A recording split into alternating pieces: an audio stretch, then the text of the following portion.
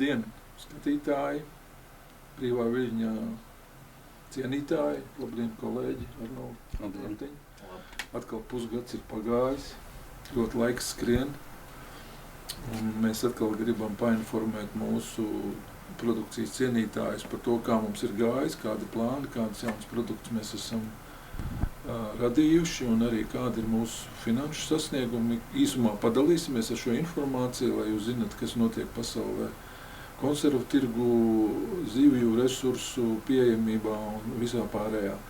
Arnold, varbūt tas, ka tu sāc ar tādu īsu ievadu no tādu kopējo skatījumu situāciju. Labi, tad jāsaka tā, ar ko šis gads ir atšķirās no visiem citiem ar to, ka dramatiski pietruka brētliņi fiziski.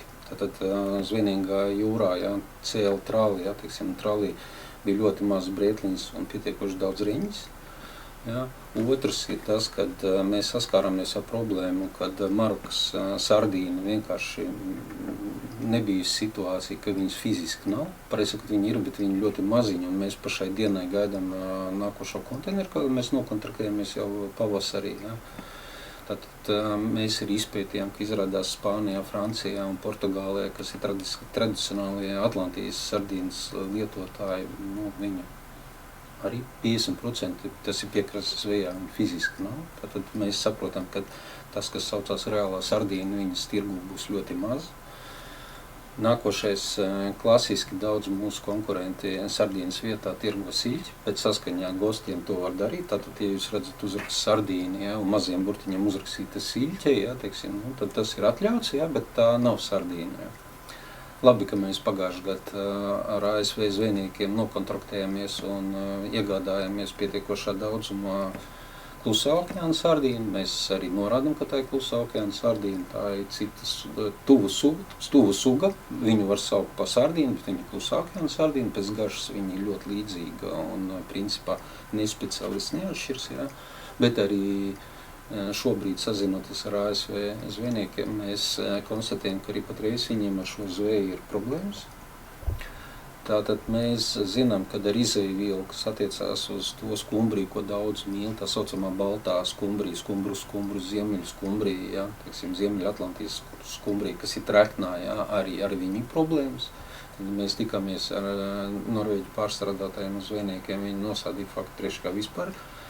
Eiropas komisija izskatīja variantu par to, ka vispār aizliegt zveju, bet izskatās, ka būs kritums 30%, tātad arī ar šīs skumbrijas problēma būs, bet patērētājs var nomierināt, ka viņas vietā nāks Marokas pelēkā sardīna, viņa liesāka, arī pēc garšas, ja viņa labi sasaldēta un vispārējais. Viņa nebūs tik trakna, viņa nebūs tik iecienīta, bet visādā gadījumā arī uz viņu cenu mēs redzam, ka pacelsies.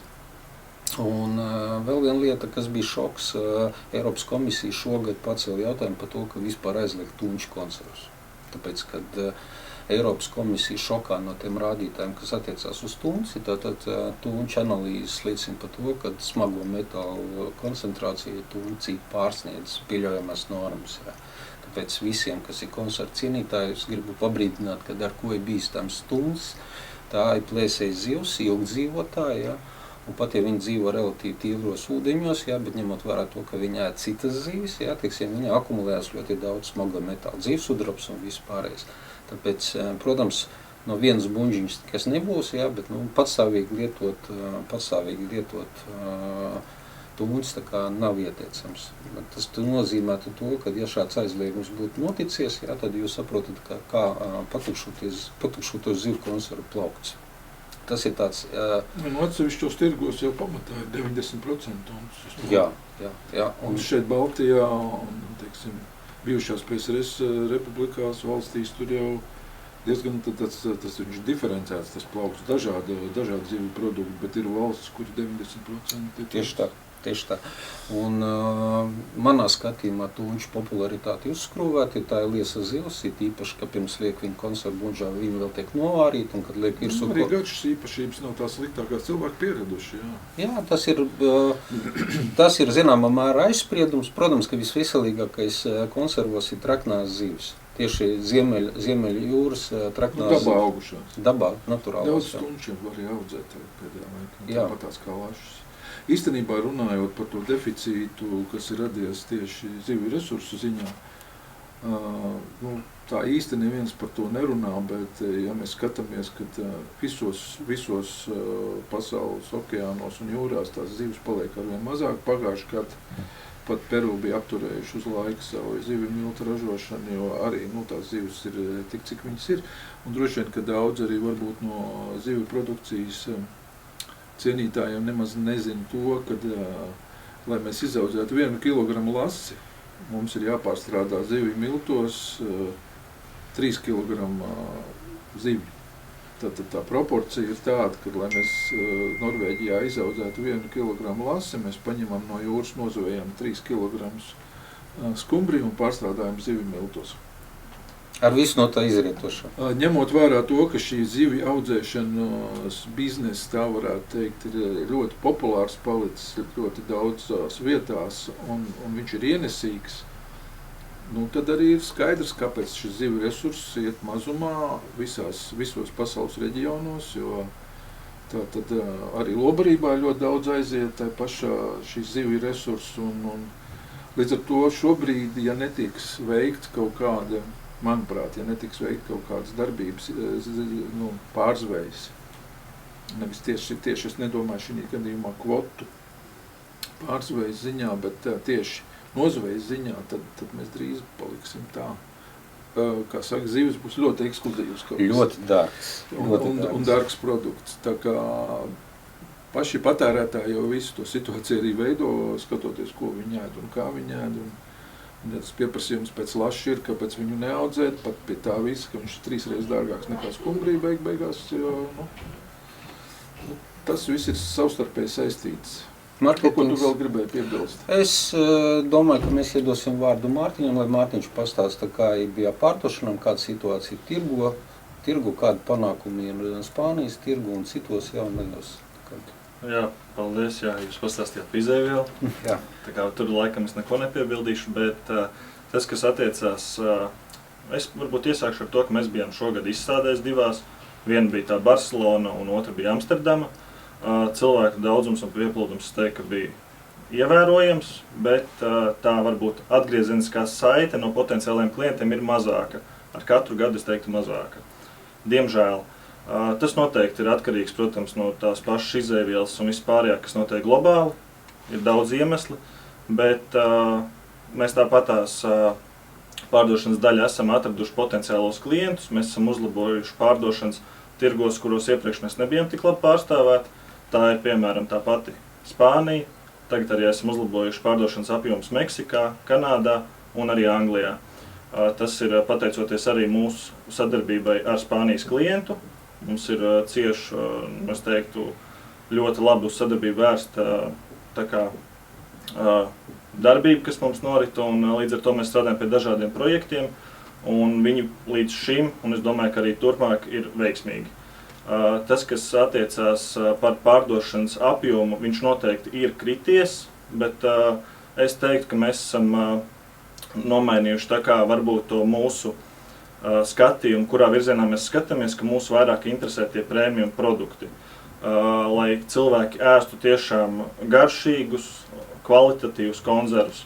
Un tā ir mūsu fokusa grupa, līdz ar to šobrīd mums ir realizācija, es teiktu, varbūt par kaut kādu 1 miljonu zemāk nekā bija pagājušo gadu, ja mēs salīdzinām datus līdz šim brīdim. Bet līdz gada beigām vēl ir laiks, pāragri spriest. Šobrīd aktīvi strādājam pārdošanas daļa, mēģinām attīstīt jaunos produktus. Mums ir pagaidām tas pats savvaļas lases, mums ir jauna pozīcija, mums ir apceptās siļķu filejs, kas ir tiešām izcils produkts. Viņš ir ļoti labi atzīts gan izstādēs, gan no mūsu klientiem, gan potenciāliem klientiem. Un es teiktu, ka es personīgi ticu šim produktam. Tas ir arī varbūt kā siļķu suga labs aizstājies tām pašām sardīnēm, kuras šobrīd nav pieejams tirgu. Es, protams, ceru, ka šī situācija ar sardīnēm uzlabosies, jo pieprasījums pēc viņām ir, un tagad viņš ir uz doto momentu, es teiktu, ka pat liels. Tāpēc, ka visi saprot, kas notiek šo izēvielu, viņu pieprasa, mēģina rast iespēju iegādāties, bet lielākā daļa arī mūsu konkurenti nespēja piegādāt šo pozīciju, piedāvāt. Līdz ar to ir pāris grūtības. Bet kopumā es teiktu, ka pa pārdošanas rezultātiem es esmu apmierināts. Viņi varēja būt arī sliktāki, bet mēs visu to, kas mums ir, piemēram, bijis kritums, mēs viņu kompensējam ar citiem tirgiem. Un par to man ir jāpasakās maniem kolēģiem. Protams, arī tas, kas mums ir, es teiktu, ļoti fantastisks kolektīvs. Un līdz ar to, ka pat tagad, kad mēs vasarā varbūt esam paņēmuši nedaudz garāku to pauzi, vasaras pauzi, tad mēs iepriekš ļoti daudz saražojam uz noliktavu. Šobrīd mēs noliktavu mēģinam iztirgot. Mēs mēģinām, bet mums jau ir pasūtījumi pretī. Līdz ar to es redzu, ka septembrī mēs jau esam nodrošinājuši sevi ar izejvielu. Mēs esam gatavi jauniem pasūtījumiem. Un es teiktu, ka šobrīd situācija ir pat laba, jo ir dzirdēts, ka ne visiem iet tik gludi. Tas ir tā vairāk par pārdošanu. Tas, kas attiecās par izstādēm vēl šogad, mums priekšā ir vēl Riga Food, kurā mēs piedalīsimies. Mēs mēģinām katru 2., 3. gadu piedalīties, ne katru gadu. Noteikti manas pārdošanas meitenes tur arī būs. Es kādu dienu arī noteikti, iespējams arī priekšsēdētājs pievienosies. Ir pāris tikšanās ieplānots līdz ar to, un pēc tam mums arī ir tāda lielākā izstāde, kas ir Anuga 2025, kurā mēs brauksim pilnā sastāvā, dosimies, un es ļoti ceru, ka šajā izstādē mēs varēsim satikties ar mūsu lielākajiem klientiem un pārunāt visas šīs kā saka, globālās tendences un kas notiek ar izejvielu un visu pārējo, tāpēc, ka, diemžēl, bet mums ir jārēķinās to, ka izejvielas deficīts ir tirgu un arī cenu pieaugums būs, viņš nekur neizpaliks. Bet, es ceru, ka kopīgiem spēkiem mēs šo grūto periodu pārdzīvosim. Ir bijuši arī grūtāki laiki. Jā, bez šaubām, Mārtiņ, grūtāki laiki ir bijuši visādā ziņā. Kas tāds neliels, varbūt, cerības stars ir tas, kad mēs ceram, kad vai ir jau pieņemt tas lēmums par to, ka kvotu brēkliņām palielinās nedaudz, jā? Sarunu līmenī ir pagaidām. Sarunu līmenī ir, bet skatīsimies. Jā, tā kā, tāpēc, ka Māris atgādināšu, pagājuši sezonā līdz jūnijam it kā tā brēkliņa kvota bija, jāteiksim, bet viņš fiziski nebija. Jā, tur ir. Kuģis iziet, zivs nav. Jā. Tāda situācija, protams, var būt. Es domāju, varbūt arī tā tirgus tāda, teiksim, pasivitāte, kā tu pieminēji, varbūt ir saistīta ar to, kad tie paši, pieņemsim, tiem izplatītājiem, ar kuriem mēs strādājam, un visi jau pamatā ražotāji strādā ar izplatītājiem, reti, kuram varbūt ir tādi tiešie kontrakti ar lielveikalu ķēdēm ārzemēs. Un tie ir ilgtermiņa kontrakti ar fiksētām cenām. Protams. Un tie izplatītāji apzinoties to, ka tā pieejamība izejvielai arī cena viņai ir visu laiku nestabila un ar tendenci visu laiku augt, viņi piesardzīgi ļoti skatās šobrīd uz šito lietu, lai pēc tam paši neiztaisītu sev problēmas. Bet, ja tas viss nostabilizēsies un tās cenas būs prognozējamākas, pasaulē pašreiz notiek, tiksim, tāda pārdala, ne tikai zivu resursu, bet arī teritoriju. Noteikti. Tad es domāju, ka varbūt nākotnē tas viss izskatīsies savādāk. Bet tomēr patērētājiem jārēķinās ar to, ka kvalitatīvs produkts nebūs lēts. Jo kvalitatīvam produktam ir vajadzīga kvalitatīva izejviela. Tas, ko tu pieminēji par balto skumbriju, es domāju, ka viņa būs. Jautājums, cik viņa maksās, to mums pašreiz arī neviens īsti nevar paredzēt. Viņa būs, kaut vai cik, bet viņa arī nebūs lēta. Viņa nebūs lēta. Un tas ir tas, ko Māris tev gribēja papildināt, kur lielveikali rada problēmas daudziem, gan ražotājiem, gan patērētājiem. Tātad lielveikalos sēž iepirkēji, kur iedomājas, ka viņi kontrolē tirgu, ja, teiksim, tas, ka viņi saka, mēs neņemsim, ja cena būs augstāka, ja. Tātad mums vienkārši jāpagaida to brīdi, kad tas plaukts paliek tukšs, ja, tāpēc, ka vai arī atsūta tik nekvalitatīvu produktu, kad patērētājs jau sāks balsot ar nepirkšanu. Tādā gadījumā, tā, kad iesāsies paģiras lielveikalu iepirkējiem, tad es domāju. Jā, tā ir tāda nelāga lieta, kad jau lielveikals spiež cenu uz leju. tad tas ražotājs ir spiests kaut kā nebūtu iekļauties tajā cenā, jo izmaksas, kādas mēs te ražotāji savā starpā, mēs zinām, kādas viņas ir. Un tātad, ja kāds uztais produktu, mēs pat zinām, kā. Jā. Eļu atšķēdā ar ūdeni, iepērk jau bojātu preci. Un tā sliktais ir tas, ka tagad kāds nopērk to buņģi no jaunās paudzes. Pieņemsim, viņš pagaršo un viņš saprot, ka konservi tas ir produkts, kurš nav neēdams, ne garšīgs. Un līdz ar to tas patērētāju loks samazinās. Ja? Un tā arī ir, protams, bēdīga tendence, kur joprojām Latvijā saglabājās, ka ir ražotāji, kuri īpaši nerūpējās par to, ko viņi tā kārbā ieliks, bet vairāk par to, cik būs cena. Un tas bojā priekšstatu gan par produktu, gan nākotni, ja? Vispār nozarē kā tādā. Jā. Labi tas, kad ir notikusi strikta noslāņošanās, tātad mums nozarē tie ražotāji, kuriem prioritāte ir cena un kvalitāte ir vispār neinteresē, ja? Un ir tie, kam uztrauc kvalitāte un šobrīd, pateicoties šai kategorijai, vispār nozarē dzīvo, tāpēc, kad tā ir degradācija. Kad mēs atsākam strādāt? Septembris. Atsākam. 1. septembrī mēs atsākam darbu. Un ilgāks periods stāvēšanai zināmā mērā saistīts ar to, kad veicot remontu darbus un betonēšanas darbus cehā grīdas vispārējais, tas ir minimums mēnesi, viņam jānostāv betonam, lai viņš savalkās un minimums 2 nedēļas visu sagatavošanas darbu. Tā kā zināmā mērā mēs remontu prasībām pakārtojamies un tā dīkstāve ir vairāk saistīta. Protams, Mārtiņš pateica, ka ir kritums, jā, bet es biju kategoriski pret, lai laistu cenu. Un pavisam varam nodrošināt apgrozījumu, ja, jo mēs jau varam dabūt, jo šai gadījumā tikko mēs paceļam cenu, krītās apjoms, bet tepat laikā visu cieņu pārdošanas daļā un ražošanas daļā mēs esam nodrošinājuši gan noslodzi, gan visu apmierinājuši klients un gūši neesam strādājuši mīnus. Jo šobrīd mēs skatāmies uz tiem uzņēmumiem, kuri tikai dēļ tā, lai nodrošinātu apjomu, strādā mīnusiem, gaidīsim, kurā brīdī iestāsies sekas. Tad neizbēgam vai maksāt nespēju.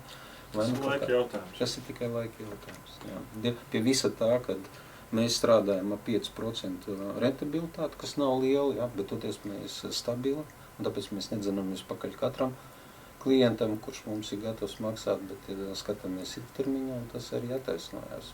Par jaunajiem produktiem es Mārtiņam pilnīgi piekrītu siļķi, es aicinu visus pagaršot apcepto siļķi, jo patiešām viņi ir garšīgi, tas ir ļoti labs unikāls produkts. Tur mēs esam piestrādājuši gan pie receptūras, gan pie procesa. Viņa ir traknās zivs, viņa ir dabīgās zivs, viņa ir patiešām filē, apceptā filē ļoti garšīga. Viņu uzreiz var likt pie jebkā, pie makaroniem, pie putrājumiem, pie kartupeļiem.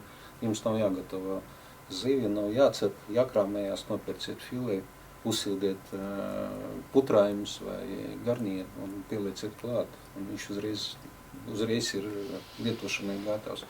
Un otrs tāds interesants produkts, pa ko man ir gandarījums, tas ir zivju kroketes, flash kroketes. Tātad mēs ar ļoti lielu gaļas proporciju esam uztaisījuši kroketes, viņas garšīgas, tomātmierci. Pie nosacīt tādas zivju bumbas, fishballs no laša un ar īsiem. Un viņam ir gan labs sastāvs, nav ēvielas. Un tieši tāpatās viņi uzreiz tiem, kam garšo, piemēram, ar īsiem, kam patīk kečups, lūdzu, uzreiz rīsi. Es arī varu pakomentēt šim produktam. Es teiktu, ka ir savs veiksmes stāsts, jau ir pagaidām. Parasti ir, kā saka, pāragri kaut ko teikt, pirms tas ir izdarīts, bet es teiktu, ka tas jau ir uz 90% izdarīts. Mēs šobrīd arī mēģinām šo pašu produktu uztaisīt tiem, kam patīk, kas ir, es teiktu, čili cienītāji, uztaisīt viņu asāku. Un jau Meksikas tirgus un Spānijas tirgus jau prasa pēc šīs receptūras, un mēs esam uztaisījuši paraugus, esam nosūtījuši viņus, klients tos ir saņēmis, jau nosūtījis saviem tīkliem, un izskatās, ka šis projekts varētu arī realizēties. Es pat teiktu, ka viņš realizēsies, jautājums ir tikai laiks. Starp citu runājot par Spānijas tirgu, tad Spānijas, Portugāles, Francijas konservu plaukts, ir tīpaši Spānijas ļoti kvalitatīvs, jā. Un ja mēs salīdzinām Latvijas lielveikalu tīklu plauktu un Spānijas, tad Spānijā šie lielveikalu plaukti ir 10 reizes lielāki nekā Latvijā. Kāpēc? tur nav nekvalitatīvas produkcijas. Viņi nepieļauj. Ja, tas, kas ir citās valstīs, ir ļoti izplatīts. Tāpēc, un mēs esam vienīgie ražotāji, Latvijas ražotāji, kas ir tikuši Spānijas plauktā īstenībā. Pārstāvēti. Jā. Ja par šo tēmu mēs tā kā pabeidzām, es vēl gribētu pieminēt par brīvā viļņa e-veikalu. Mēs gatavojam tādas nelielas pārmaiņas, ja līdz šim pie mums e-veikalā varēja iegādāties pamatā tikai lielos iepakojumus. Jā, priekš horekas, priekš maziem veikaliem. Jā, priekš maziem veikaliem un tā tālāk, varbūt lielajām ģimenēm, kas vēlējās nopirkt. Bet šobrīd mēs strādājam pie tā, ka mēs samazināsim iepakojumu, un lai patērētāji varētu iegādāties kaut kādas 6, varbūt 10 kārbas, jā, būs mazāka kastīte un arī pa vienam varēs. Jā, izskatīsim iespēju, kā mēs varam arī nodrošināt piegādes izmaksas atbilstošas mazajiem iepakojumiem. Ja? Nu jā.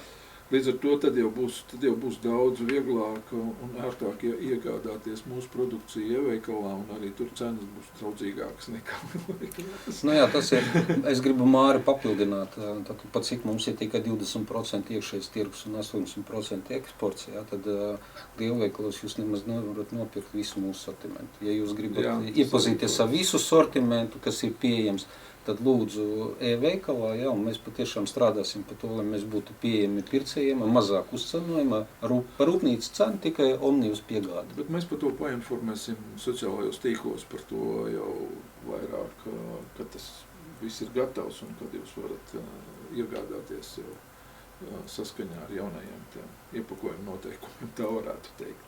Jā. Kaut kas vēl, kungi, iebilstams?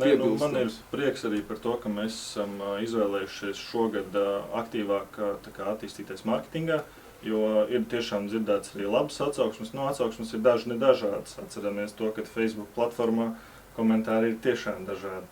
Bet jebkurā gadījumā daudz iespējams pamanīja, braucot ar mašīnu kaut kur mūsu reklāmu, kas ir pa lielam mēs nozari kā kopumu varam arī atbalstīt. Tādā ziņā mēs ļoti daudz pasākumus atbalstam, tāpat arī sporta aktivitātes, tāpēc ir prieks un patīkam redzēt, ka cilvēki to novērtē un arī novērtē to kvalitāti. Jo iegūstot to piedestālu pirmo vietu un apēdot brīvā viļņu konzervus, laikam ir tas gandarījums. Jā, mēs taču arī kultūru atbalstam dažādi koncerti un tam līdzīgi. Pat Salats Grīvā taču bija Armanda Birkena koncerts, kur mēs arī atbalstījām loteriju un saviem darbiniekiem biļetes. Jā, lūdzu. Vēl viena lieta ir, ko mēs aizmirsām. Tad mēs esam pabeiguši strādāt pie pilnīgi jauna varianta. Tad mēs esam klasiskos surimi krabju nūjiņas ielikuši konservbuļģā. Un tā ir pavisam cita garša. Tie, kas ir surimi ražotāji, atzīmē, kad mums ir izdevies panākt to, ka termiskās sterilizācijas rezultātā un ar eļļu, ja, un ar buļļonu mēs esam panākuši oriģināls, interesants garšas, labākas, savādākas. Un paši surimi ražotāji atzīmē, ka tam produktam ir nākotne. Tātad mēs esam pabeiguši visu tehnoloģisko procesu. Un šis produkts arī drīz parādīsies plauktos. Caurspīdīgo vāku, jā, viņš būs dārgāks, bet viņš uzreiz ir gatavs lietošanai. Viņam nav e-vielas, nav ne garšas pastiprinātāji, ne konservanti. Tātad visiem atgādināšu, kur ir galvenā priekšrocība zivu konserviem, viņi termiski sterilizēti. Tātad viņos netiek lietot konservanti, un konservanti ir bīstami jūsu zarnu traktā, tāpēc viņi krietni veselīgāki nekā kulinārija, ko daudz līdz šim uzskatīja, kad viņi ir nekaitīgi. Labi. Paldies tiem, kas noskatījās līdz galam. Paldies. Mūsu Paldies. Video un uz drīz tikšanos ēterā un gaidīsim jūs pie mūsu produkcijas plauktiem. Visu labu! Visu labu!